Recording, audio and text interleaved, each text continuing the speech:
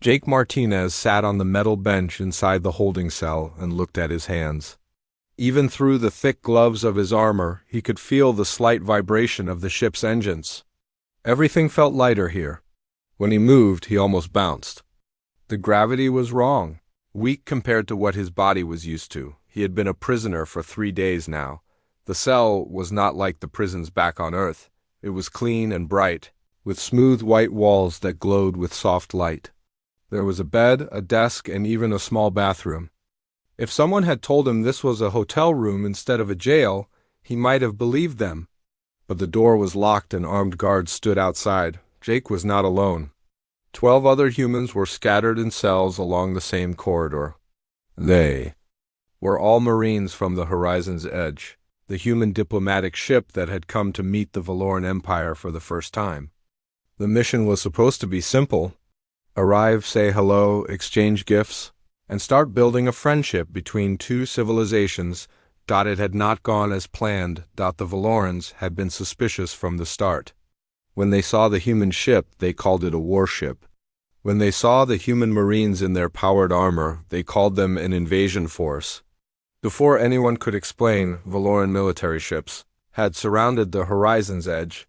They had demanded the Marines surrender and come aboard the Valoran flagship for questioning. The human captain had agreed, hoping to calm the situation. So Jake and his squad had left their ship and entered Valoran custody. That was 3 days ago, and they were still waiting for someone to realize this was all a big mistake. Jake stood up and walked to the transparent wall that served as the front of his cell. He could see across the corridor to where Lieutenant Kate Morrison was being held. She was sitting at her desk, reading something on a datapad. Kate was his commanding officer, a smart woman who had been in the military for 10 years. She had told them all to stay calm, be polite, and wait for the diplomats to fix things. Jake trusted Kate, but waiting was hard. The Valoran flagship was huge, bigger than any human ship ever built. It held thousands of crew members and had enough firepower to destroy a small moon. The Valorans were proud of their ship and their empire. They controlled over 300 star systems and had been traveling through space for thousands of years. To them, humans were newcomers, primitives who had just barely figured out how to leave their own solar system. Jake had learned about the Valorans during the journey to their space. They came from a planet with low gravity, about 40% of Earth's normal pull. This made them tall and thin, with long limbs and delicate features. They moved with grace and elegance like dancers, but they were also fragile. A fall that would bruise a human could break a Valoran's bones. Because of this, the Valorans had trouble understanding why humans wore powered armor. To them, the armor looked like machines that humans needed just to survive. They thought humans were weak creatures who relied on technology to do everything. This was wrong, but no one had explained it to them yet. Jake heard footsteps in the corridor. He turned to see a group of Valorans approaching. There were at least a dozen of them, all dressed in flowing robes of silver and blue. In the center of the group was a young woman who stood out from the rest. She was tall, even for a Valoran, with skin that had a slight purple tint. Her eyes were large and golden, and her hair was white and braided into complex patterns. She wore a gown that seemed to shimmer when she moved, and a thin crown of silver rested on her head. Jake knew immediately that this was someone important. The group stopped in front of his cell. The young woman stepped forward and looked at him with curious eyes. She studied his armor, his helmet, his weapons. Then she smiled, but it was not a friendly smile. It was the smile of someone who thought they knew everything. "So this is a human," she said in perfect English. Her voice was soft but carried an edge of amusement. "I have read about your species. You come from a planet with such terrible conditions that you must wear these machines just to move around. How difficult that must be." Jake did not respond. Kate had taught them to be polite and not make trouble. The young woman circled around to get a better view. "I am Princess Vera Solantis, daughter of Empress Kirani and heir to the Valoran throne. I have come to see the humans everyone is talking about. You have caused quite a disturbance." "We did not mean to cause trouble, Your Highness," Jake said carefully. "There was a misunderstanding. We came in peace." Peace, Vera repeated, looking at his armor again. Yet you wear weapons and metal suits. You look like soldiers preparing for war, not diplomats preparing for tea. We wear armor because it is standard procedure, Jake explained. We always wear it when we go to new places. It is for protection, not for combat. Protection from what? Vera asked, tilting her head. Are you so fragile that you need all of this just to feel safe? One of her advisors, an older Valoran man with gray hair, leaned close and whispered something in her ear. Vera nodded and looked back at Jake. My advisor tells me that humans come from a high-gravity world. Is this true? Yes, Your Highness. Earth has stronger gravity than your homeworld, Vera laughed, a light musical sound. Of course it does. That explains so much. Your bodies are squat and dense because your planet crushes you down.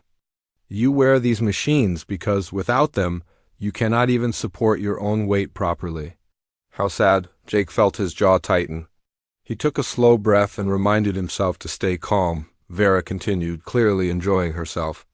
I have studied many species, and humans are quite unique. Most civilizations from high-gravity worlds never make it to space. They die out or destroy themselves. But somehow, you managed to crawl your way up. Though I suppose you did it by building machines to do everything for you. Without your toys, you would be helpless. With respect, Your Highness, that is not accurate, Jake said, keeping his voice level. No? Then tell me, human, what would happen if you removed that armor right now? In our comfortable, civilized gravity, could you even stand? Or would you collapse like a puppet with its strings cut? Jake looked at her for a long moment. He could feel his anger rising, but he pushed it down. Kate's voice came through his helmet's communication system, quiet enough that only he could hear. Jake, do not do anything stupid. Stay calm, but Jake was tired. Tired of being locked up. Tired of being misunderstood. Tired of being mocked. Your Highness, he said slowly, I think there has been a serious misunderstanding about humans and our capabilities. Has there? Vera said with a smile. Then please enlighten me. If you truly believe we are helpless without our armor, I would like to offer a demonstration. Kate's voice came through again, more urgent this time. Jake, no, do not do this. Vera's eyes lit up with interest. A demonstration? How intriguing. What did you have in mind? I will remove my armor completely, Jake said.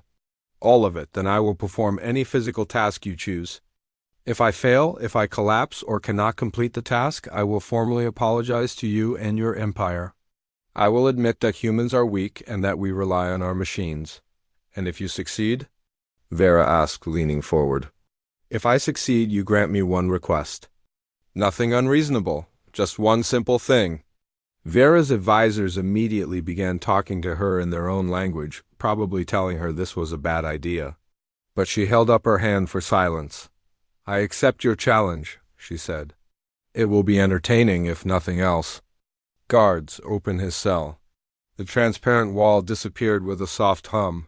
Jake stepped out into the corridor. Kate was standing at her cell wall, shaking her head at him. This is a mistake, she said through the communication system. Maybe, Jake replied quietly. But I am tired of being called weak. Vera clapped her hands together. Wonderful. Now for your task. You will walk from here to the observation deck on the upper level. It is approximately half a kilometer. You will carry one of our standard equipment packs, which weighs 30 kilograms. For a human in your condition, this should be simple. Unless, of course, I am right about your species. Jake nodded. I accept. But first, the armor must come off. All of it. I want to see the creature inside the machine. Jake began removing his armor. He unsealed the helmet first and lifted it off. The Valorans gasped. They had expected something different, something smaller and weaker. Instead, they saw a man with dark hair, brown eyes, and a strong jaw. His face was covered with a few days of stubble, and his expression was determined. Next came the chest plate, the arm guards, the leg plates. Each piece of armor was heavy, made of advanced materials, and filled with technology. The full suit weighed 85 kilograms. More than most Valorans weighed themselves. As Jake removed each piece, more of his body was revealed. He wore a simple black undersuit beneath the armor, and it showed his build clearly. His shoulders were broad, his arms were thick with muscle, and his legs were like tree trunks. He was built for Earth's crushing gravity, and his body showed it. When the last piece of armor fell away, Jake stood in the corridor in just his undersuit and boots. He rolled his shoulders and stretched his arms. In the weak Valoran gravity, he felt light, almost like he could fly. Princess Vera stared at him. Her smile had faded. She had expected a fragile creature, something pitiful. Instead, she was looking at something. Princess Vera walked ahead with her entourage of advisors and guards. Jake followed behind them, the equipment pack resting easily on his shoulder. The corridor was wide and tall, designed for Valorans who like space and light.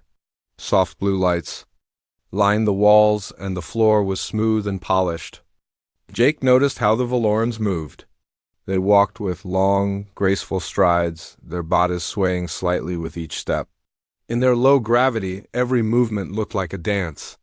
But Jake also noticed that they were not moving very fast.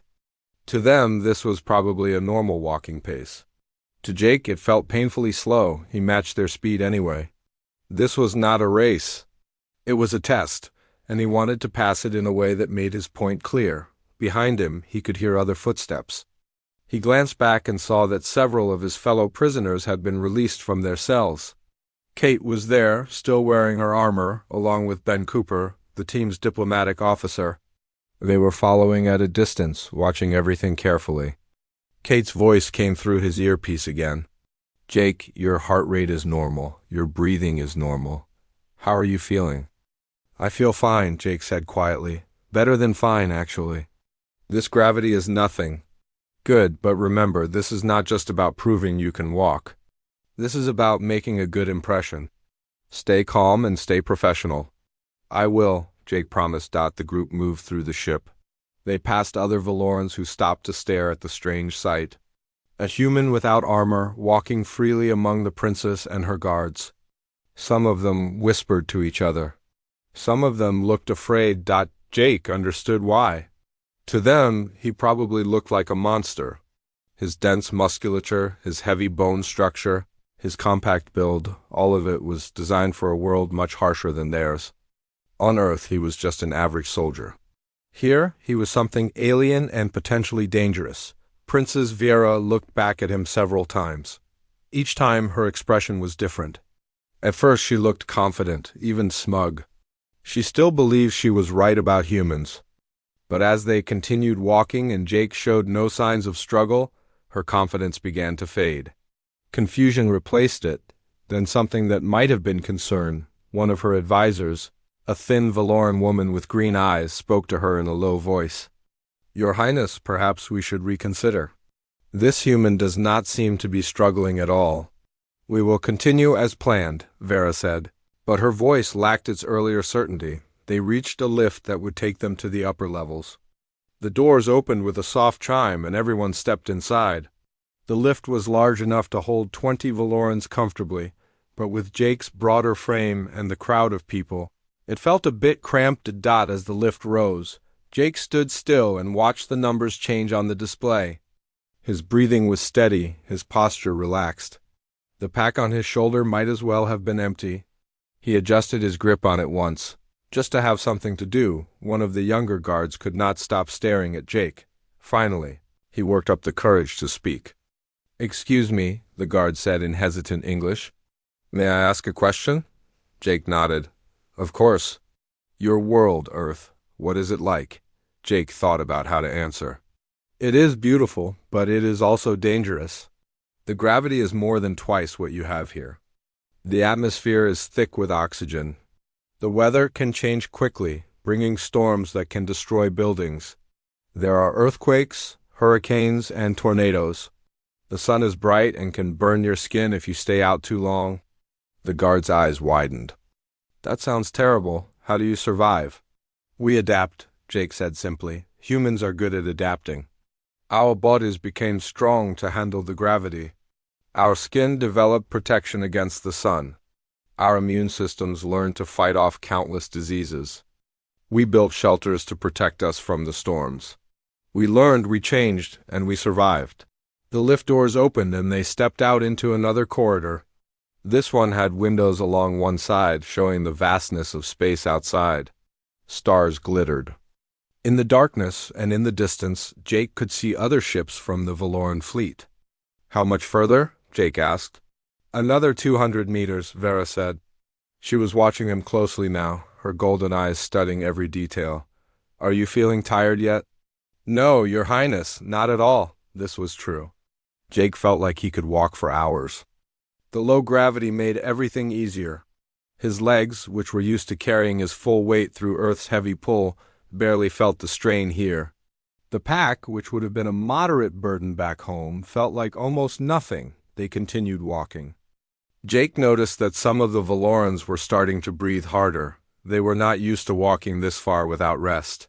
In their society, people used transport carts or moving walkways for long distances. Physical endurance was not something they needed often. But Jake kept going, his pace steady and strong. He was not trying to show off. He was just walking the way he normally would. But to the Valorans, it must have looked incredible. A being from a death world, moving through their environment like it was nothing. Princess Vera called for a brief stop. Her advisors looked relieved. They gathered around her, fanning her with small devices and offering her water. She waved them away impatiently. "You may rest if you need to," she said to Jake, though it sounded more like a question. "I am fine, Your Highness. We can continue whenever you are ready." Vera's face flushed slightly, a darker purple shade spreading across her cheeks. Jake realized she was embarrassed. She was the one who needed rest, not him. The human she had, mocked for being weak, was showing more endurance than she was. Kate's voice came through the earpiece again. "Jake, I think you have made your point. The princess looks uncomfortable. Maybe offer her a graceful way out of this." Jake considered it. But before he could say anything, Vera straightened her posture and lifted her chin. "We continue," she declared. "I want to see this through to the end." They walked again. Jake fell into a steady rhythm, his boots making soft sounds on the polished floor. He focused on his breathing, keeping it slow and controlled. This was a basic technique they had taught him in basic training.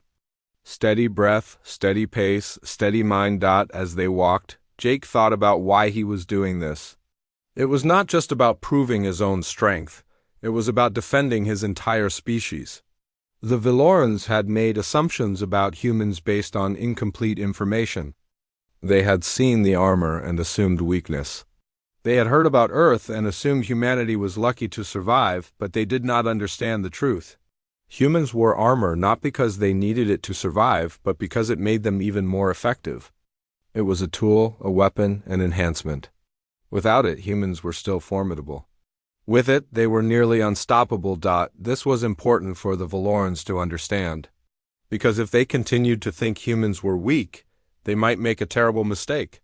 They might try to push humanity around, might try to control or dominate them. And that would not end well for anyone. So Jake walked. He walked to show them what humans really were. He walked to earn their respect. He walked to open a door to real understanding between two civilizations. They passed through a large common area where off-duty crew members were relaxing. When they saw the princess and her entourage, they stood and bowed. But when they saw Jake, their reactions were different. Some looked amazed. Some looked worried. Word had clearly spread about what was happening. A young Valoran child, no more than 6 years old by human standards, pointed at Jake and asked his mother, "Is that a human? Why is he so big?" The mother quickly pulled the child away, but Jake had heard. He smiled slightly. From the child's perspective, he probably did look big. Compared to the slender Valorans, his build was massive and solid.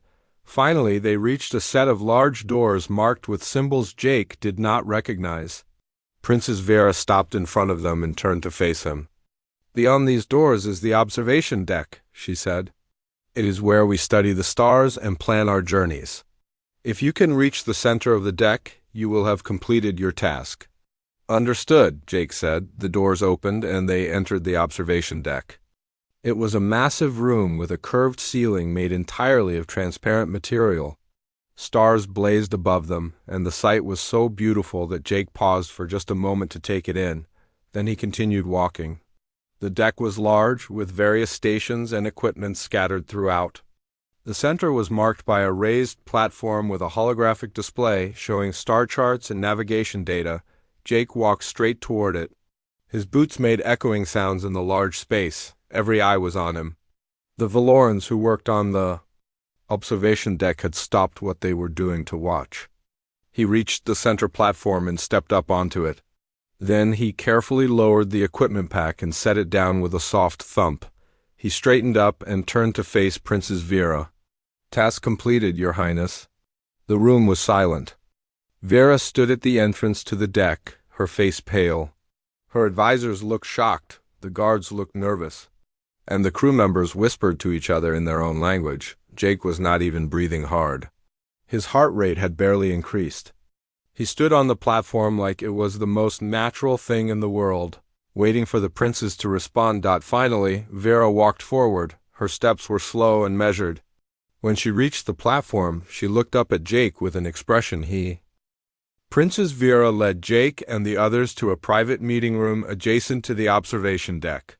The room was smaller and more comfortable, with soft seating and a large table in the center.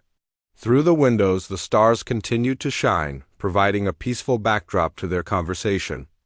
Jake sat down carefully, aware that the furniture was designed for Valorans. The chair felt fragile under his weight, but it held. Vera sat across from him, with her advisors on either side. Kate and Ben joined them, still wearing their armor, creating an interesting contrast with Jake's more vulnerable appearance. "Tell me about your planet," Vera said. She had lost all of her earlier arrogance. Now she seemed genuinely curious, almost eager to learn. "Start from the beginning. What is Earth really like?" Jake gathered his thoughts. "Earth is the third planet from our sun. It has one moon, which we simply call the moon. The planet is covered mostly by water, with large land masses we call continents. The gravity is 2.5 times stronger than what you have on this ship." One of the advisors, the older man, who had been with Vera from the start, wrote notes on a data pad. 2.5 times, he repeated. "That means a Valoran visiting Earth would weigh more than twice their normal weight." "Yes," Jake confirmed. "Most Valorans would find it difficult to even stand on Earth, at least without significant training and assistance. The pressure would be intense on your bones and organs." Vera looked troubled. "But you live there naturally. Your body's adapted to handle this pressure from birth." "Not just from birth," Jake explained. "From millions of years of evolution. Our ancestors, the early humans, developed in this environment. Their bones became dense and strong. Their muscles became thick and powerful. Their hearts became efficient at pumping blood against the heavy pull of gravity. Everything about human biology is designed to handle Earth's conditions." Ben leaned forward, adding to the explanation. "It is not just gravity. Earth has a thick atmosphere with high oxygen content. This allows us to generate a lot of energy quickly. The planet also has extreme weather patterns. Temperatures can range from far below freezing to hot enough to cause serious harm. Humans learn to survive in deserts, mountains, frozen tundras, and tropical jungles." "How is this possible?" asked the female advisor. "Most species evolve in one type of environment and struggle to adapt to others." "You are saying humans can live almost anywhere?" "We are adaptable," Kate said from behind her helmet. "It is one of our defining traits. Humans spread across every continent on Earth into every climate zone. We learn to wear different clothes, build different shelters, and eat different foods. Our bodies have some natural ability to adjust, but mostly we used our intelligence to overcome challenges." Vera shook her head slowly. "This is remarkable and terrifying. A species that can survive anywhere, that is built to withstand crushing gravity and harsh conditions. No wonder you made it to space despite your disadvantages." "Disadvantages?" Jake repeated, confused. "Yes," Vera said. "It must take enormous amounts of energy to escape a planet with such strong gravity. Your rockets must be incredibly powerful. The cost must be staggering." Jake nodded. "It is difficult. Early human spaceflight was dangerous and expensive. Many people died trying to leave Earth, but we kept trying because we wanted to explore, to see what was beyond our world. But why? Vera asked. If your planet is so challenging, if survival itself requires so much effort, why spend resources? On space travel?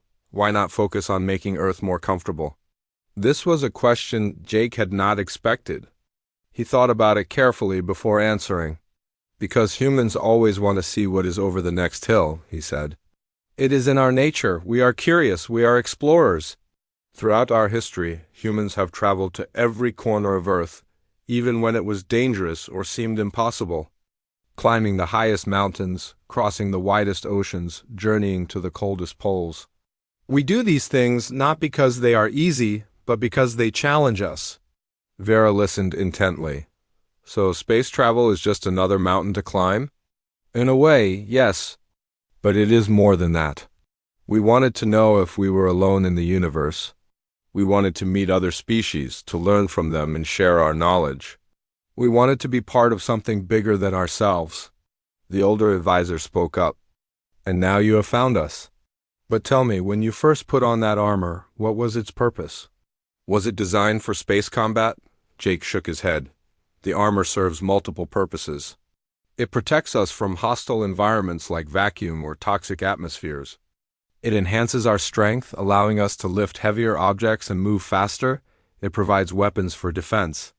And yes, it is designed for combat situations if necessary. But that is not why we wore it when we came to meet you. Then why? Vera asked. Standard procedure? Kate answered. We wear armor when entering unknown situations because we do not know what we might face. Dangerous atmosphere, hostile wildlife, or simply rough terrain. The armor keeps us safe while we assess the situation. But you look like you were preparing for war, Vera said. To you, perhaps, Ben said. But consider this, Your Highness. When you sent your diplomatic ship to meet us, it was a military vessel with weapons and shields. You brought guards? Was that because you wanted war?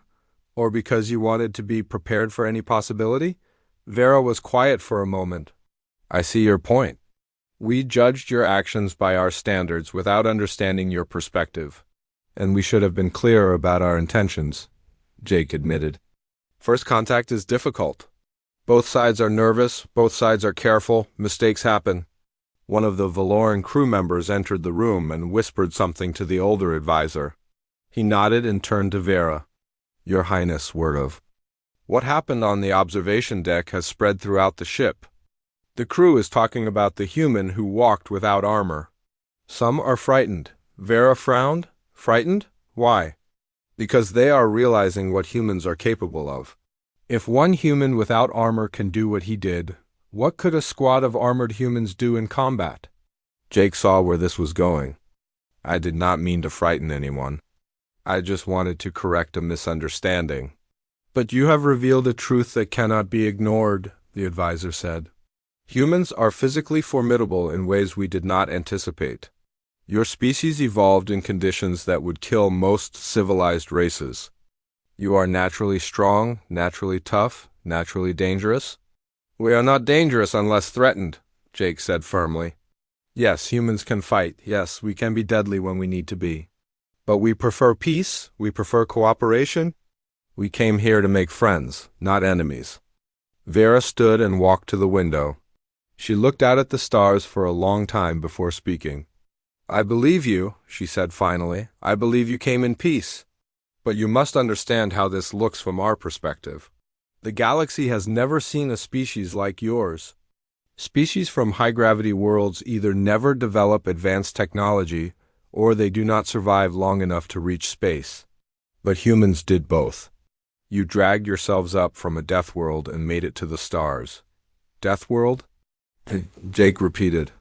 Is that what you call Earth? That is what we will call it now, Vera said.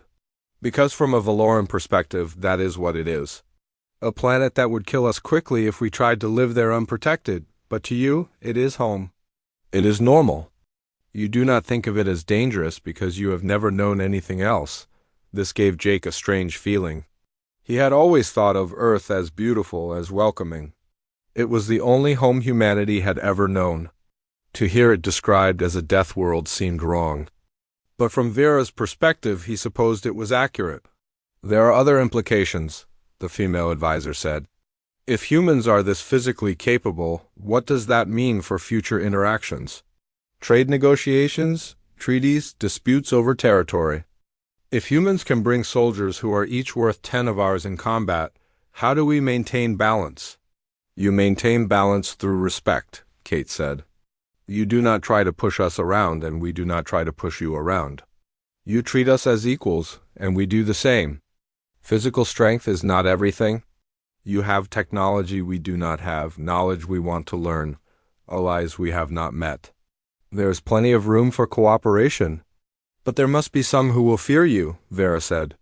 Some who will see humans as a threat to be eliminated rather than a partner to be embraced. That is true of any new species entering the galactic community, Ben said. There are always those who resist change. But most civilizations are reasonable.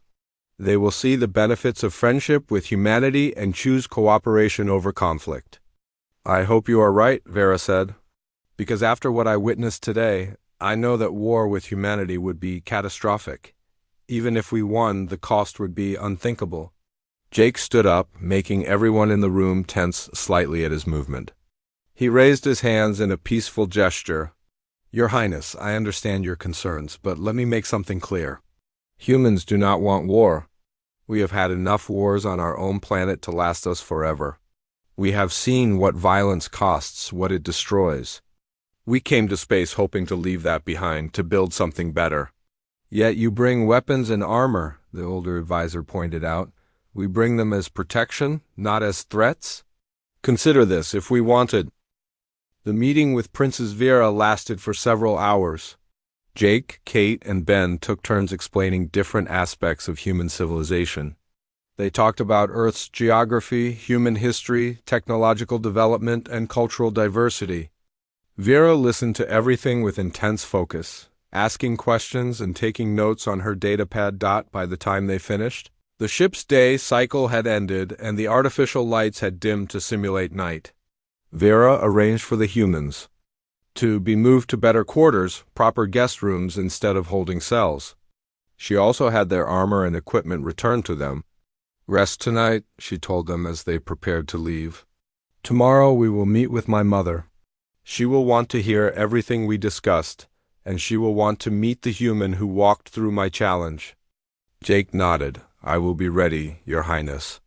As Jake walked back to his new quarters with Kate and Ben, he felt the exhaustion finally catching up to him.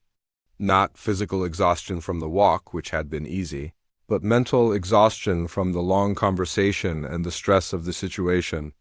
You did well today, Kate said as they walked. I was worried when you accepted Vera's challenge, but it turned out to be the right move. I was worried too, Jake admitted. I acted on instinct. I was just tired of being called weak. It was more than instinct, Ben said. It was good diplomacy.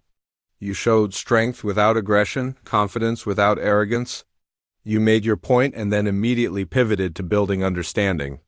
That is textbook first contact procedure, even if you did not plan it that way. They reached Jake's new quarters. The room was much nicer than the cell, with a real bed, a desk, and a small sitting area. There was even a window showing the stars outside. Get some sleep, Kate said. Tomorrow is going to be important. Jake agreed. He sealed the door and sat down on the bed, testing its strength. It held his weight without complaint. He lay back and stared at the ceiling. Thinking about everything that had happened, he thought about Princess Vera, and how much her attitude had changed in just one day. She had gone from mocking him to genuinely wanting to understand humanity. That was progress, real progress. But he also knew that one princess was not the same as an entire empire. The Empress and her advisors might have different reactions. Jake also thought about what Vera had said about Earth being a death world. It was a strange idea. He had never thought of his home planet as particularly dangerous. But then again, he had never tried to see it from an alien perspective. What was normal for humans might be terrifying for others. Eventually, Jake fell asleep, his body adapting quickly to the lower gravity as it always did, He woke the next morning to a soft chime at his door. When he opened it, he found a Valoran servant with a tray of food. The servant looked nervous but managed to speak. "Breakfast, sir?" "Compliments of Princess Vera. She had our nutritionists prepare foods that are safe for human consumption based on the data from your ship." Jake took the tray and thanked the servant. The food looked strange, colorful fruits and vegetables he did not recognize, but it smelled decent. He ate carefully, testing each item. Some tasted good, others were bland, but none made him sick. After breakfast, Jake put on his armor again. It felt different now, heavier than he remembered, even though nothing had changed. Yesterday, he had proven he did not need it, but today he wore it as a symbol. The armor represented human capability, human technology, human preparation. It was part of who he was as a Marine. Kate and Ben met him in the corridor, both also in full armor. They looked sharp and professional, ready for the important meeting ahead. "The princess sent word," Kate said. "The Empress will see us in 1 hour. We are to be escorted to the throne room." "Throne room?" Jake repeated. "Apparently the Valorans are big on ceremony," Ben explained. "This is not just a meeting, it is an official audience. We need to follow their protocols. That means bowing when we enter, addressing the Empress as Your Imperial Majesty, and speaking only when spoken to unless we have something urgent to say." "Understood," Jake said. He had dealt with formal situations before. The military had plenty of ceremonies and protocols. Princess Vera arrived with a squad of honor guards to escort them. She looked different today, wearing more elaborate robes and jewelry. Her expression was serious and formal, but when she looked at Jake, there was a hint of warmth in her eyes. "The Empress is very interested to meet you," she said. "I told her about yesterday. She has many questions." They walked through the ship to a section Jake had not seen before. The corridors here were wider and more decorated, with tapestries on the walls and sculptures in alcoves. This was clearly the royal area of the ship, where the Empress and her family lived. Finally, they reached a massive set of doors made of some kind of polished metal. Guards stood on either side, wearing ornate armor that looked more ceremonial than practical. When Vera approached, the guards opened the doors with a deep, resonant sound. The throne room was enormous. The ceiling was high and curved, covered in murals depicting Valoran history. Hundreds of courtiers lined the sides of the room, all dressed in their finest clothes. At the far end, on a raised platform, sat Empress Karani Solantis. She was older than her daughter, perhaps in her 50s by human standards, but still graceful and beautiful. Her robes were silver and gold, and she wore a crown that seemed to be made of pure light. Her presence was commanding, the kind of presence that came from decades of absolute authority. Vera led them forward. As they approached the throne, she bowed deeply. Jake, Kate, and Ben did the same, though their armor made it a bit awkward. "Your Imperial Majesty," Vera said, "I present the human delegation. Corporal Jake Martinez, Lieutenant Kate Morrison, and Diplomatic Officer Ben Cooper of the Earth vessel Horizon's Edge." Empress Karani looked at them with sharp, intelligent eyes. She studied each of them carefully before speaking. "Rise," she said. Her voice was clear and strong. "You are the humans who have caused such a stir on my ship. My daughter tells me remarkable things about you. She says you come from a world that would kill most species. She says you are far stronger than you appear. And she says you seek peace and understanding despite being imprisoned without cause. Is all of this true?" Jake stepped forward slightly. "Your Imperial Majesty, it is all true. We come from Earth, a world with high gravity and challenging conditions. We are physically adapted to handle those conditions. And we do seek peace. We came to your space hoping to establish friendly relations between our peoples. Yet you came in a warship," the Empress said. "You came wearing battle armor and carrying weapons. How is this peaceful?" "With respect, Your Majesty," Ben said, "we came in a diplomatic vessel that happens to have defensive capabilities. We wore armor because it is standard procedure for first contact situations. We carried weapons for protection, not for aggression. We meant no threat. And when my ship surrounded yours, you surrendered without fight. Why, if you are as formidable as my daughter suggests, you could have attempted escape or combat." "Because we did not want bloodshed," Kate answered. Because we believed we could resolve the situation peacefully. Because we trusted that your empire would be reasonable once the misunderstanding was cleared up. The Empress leaned back in her throne. My daughter tells me you removed your armor and walked through the ship carrying weight that should have been too much for you. She says you did this to prove a point. Tell me, Corporal Martinez, what point were you trying to make? Jake chose his words carefully. I was trying to show that humans are not weak or helpless without our technology, that we are capable and self-sufficient, but also that we are reasonable and willing to prove ourselves through peaceful demonstration rather than violence. And what would you have done if you had failed? If you had collapsed during your walk? Then I would have apologized and accepted that I was wrong. But I was confident I would not fail because I know my own capabilities. I knew your gravity would be comfortable for me. The Empress was quiet for a moment. Then she looked at her daughter. Vera, you spent much time speaking with these humans yesterday. What is your assessment of them? Vera stepped forward. Mother, I believe humans are unlike any species we have encountered. They are strong and resilient in ways that seem almost impossible. But they are also thoughtful, patient, and genuinely interested in peace. They could have responded to my insults with anger or violence. Instead, they responded with education and understanding. I recommend we establish formal diplomatic relations with humanity. That is a significant recommendation, the Empress said. It requires me to trust these newcomers, to welcome them into the galactic community, but I have concerns. If humans are this powerful, this dangerous, what is to stop them from becoming conquerors? What is to stop them from using their natural advantages to dominate others? Jake felt the weight of the question. This was the crucial moment. Everything depended on his answer. Your Imperial Majesty, he said slowly, humans have learned hard lessons about conquest and domination. We have a long history of war on our own planet. Humans fighting humans over territory, resources, and ideology. We have seen what war costs, we have counted the dead, we have mourned the destruction. And most of us have decided we do not want to repeat those mistakes. The journey back to the horizon's edge was different from the journey to the Valoran flagship 3 days earlier.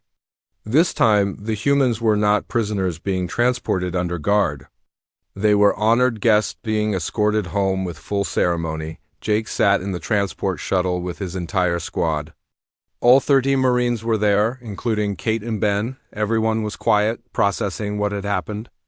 They had entered Valoran custody expecting the worst. Now they were leaving as the foundation of a new friendship between two civilizations. Through the shuttle window, Jake could see the horizon's edge waiting for them. The human ship looked small compared to the massive Valoran vessels surrounding it, but it was home. He felt a wave of relief knowing they would soon be back on board. Heading back to Earth? That was incredible, said one of the other Marines. A young woman named Lisa Chun. When you walked without your armor, Jake, I thought you were crazy. But it worked. It actually worked. I was crazy, Jake admitted. But sometimes crazy is what is needed. Kate smiled from behind her helmet. Crazy or not, you opened a door for humanity. The Valorans were ready to dismiss us as weak newcomers. Now they know better. They respect us. They fear us too, Ben added. We need to be careful about that. Respect mixed with fear can be dangerous. It can lead to suspicion or preemptive strikes. We need to prove over and over that we are friends, not threats. We will, Jake said. This is just the beginning. There will be more meetings, more negotiations, more chances to build trust. It will take time, but we will get there. The shuttle docked with the horizon's edge, and the Marines filed out. Captain Hayes was waiting for them in the docking bay. He was a tall man with gray hair and serious eyes, but when he saw his crew safe and whole, he smiled. Welcome back, he said. I got the report from Lieutenant Morrison. Sounds like you had an interesting few days? That is one way to put it, sir, Jake said. The Empress sent a formal communication, the captain continued. She apologized for the misunderstanding and confirmed that preliminary diplomatic relations are established. She also specifically mentioned you, Corporal Martinez. She said you showed remarkable restraint and dignity. Those were her exact words. Jake felt embarrassed. He had just done what seemed right at the time. He had not expected to be praised for it. I was just defending our reputation, sir. You did more than that. You made first contact successful. You turned a potential enemy into a potential ally. That is huge, Corporal. Earth is going to hear about this. Hell, the whole galaxy is going to hear about this. The captain was right. Over the next few weeks, as the Horizon's Edge made its way back to Earth, word spread through the galactic community. The story of the human soldier who removed his armor and walked through a challenge became famous. Different species interpreted it in different ways. Some saw it as a demonstration of human strength and resilience. Others saw it as a warning about what humans were capable of. A few saw it as proof that high-gravity species could be formidable. Changing assumptions that had stood for thousands of years, the term Deathworlders became associated with humans. It was not an official designation, just a nickname that stuck. Humans came from a death world, a planet that would kill most species. And yet they had not just survived, they had thrived. They had built a civilization, developed technology, and reached the stars. This changed how other species approached humanity. Some wanted to learn from humans to understand how they could be so resilient. Others wanted to avoid humans, fearing what such a powerful species might do.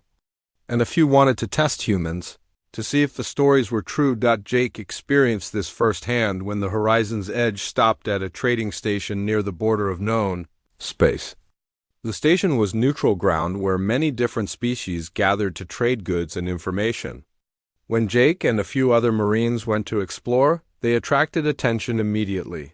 Aliens of all types stared at them. Some whispered to each other. Some kept their distance.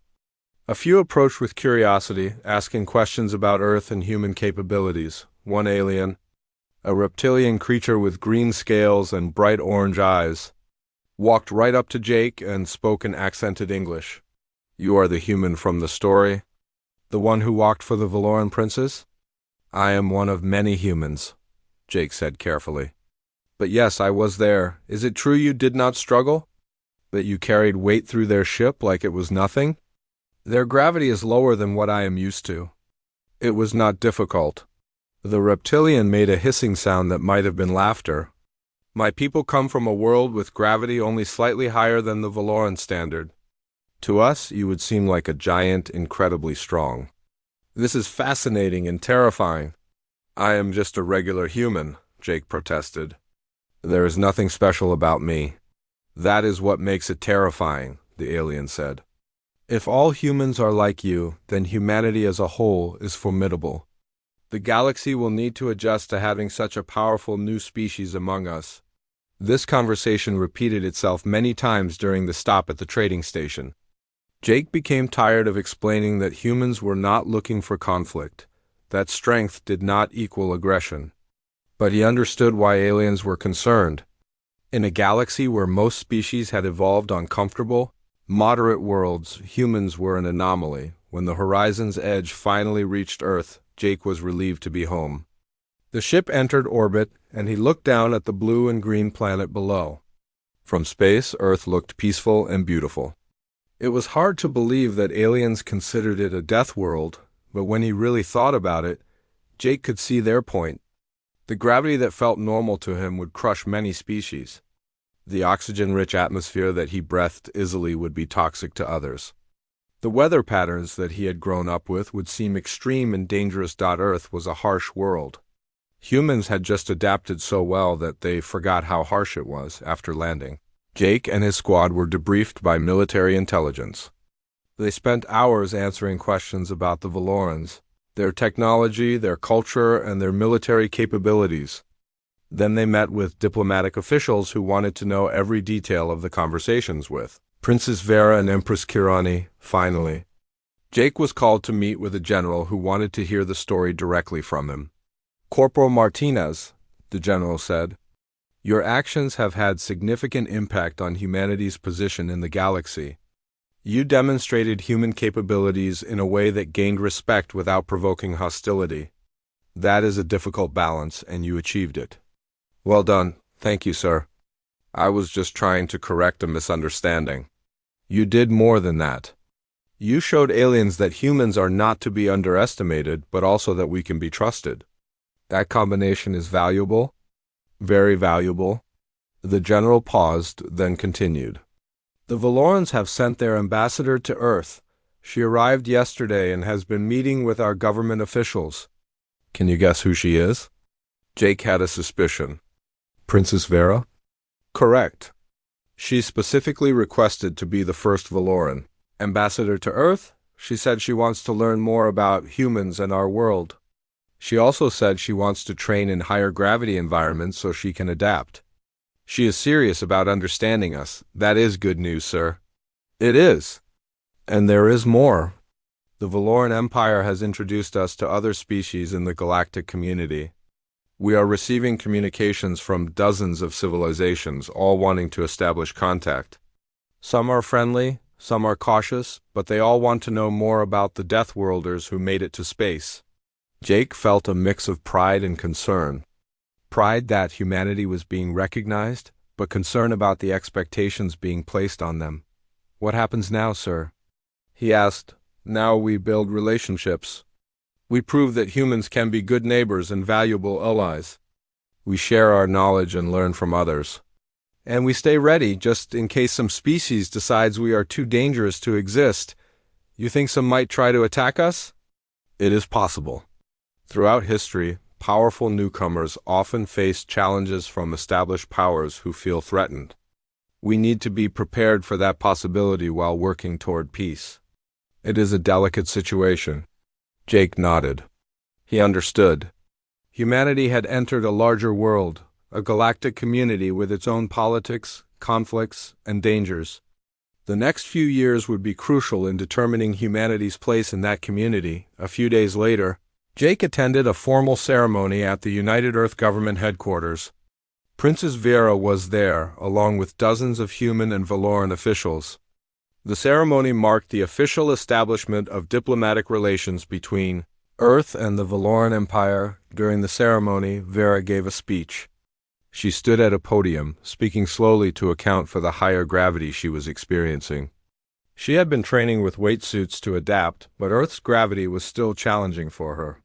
On behalf of the Valoran Empire, I extend greetings to humanity, she said. Our first meeting was filled with misunderstandings and mistakes. But through patience, communication, and mutual respect, we have found common ground. Humans have shown us that strength can be tempered with wisdom, and that newcomers to the galaxy can offer fresh perspectives.